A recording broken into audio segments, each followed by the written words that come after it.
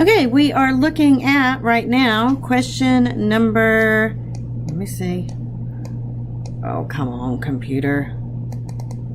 It's number 11. Okay, and basically what it's given you is 3 graphs, and it wants to know, given that first one, do the other 2, and if so, which of the other 2 intersect the first one? So it's not asking, and it's an important distinction, are there any of these that intersect anything else?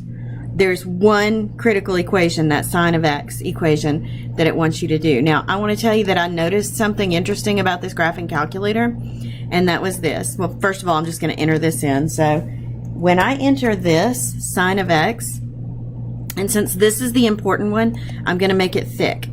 I want you to notice something. When I tell it to graph, it says it won't plot because of an unknown variable.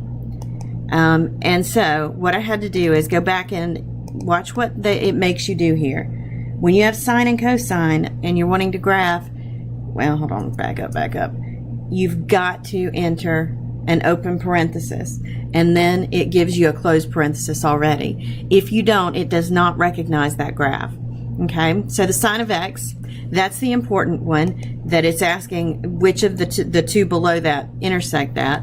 So then the next one, I'm going to enter 2 plus the cosine. I want you to notice, same thing. If you do just cosine of x, no parentheses, it doesn't recognize it. You have to put parentheses. Cosine of x, I'm going to make this one be green, I guess. And I'm going to keep that not the heavy color. Okay, and then the last one is natural log of 1 plus x, plus x. Okay, I'm going to change that color. Let's do like a blue of some kind. Same, the thickness. So you're looking at the red, and you're asking which of these crosses the red more than once. So we're going to graph. I can't see it very well, so I'm going to box because something's happening right here. All right, if you look, the blue crosses the red right here and right there. So blue crosses red twice. Green, let's zoom back out a minute and see when or if green intersects red.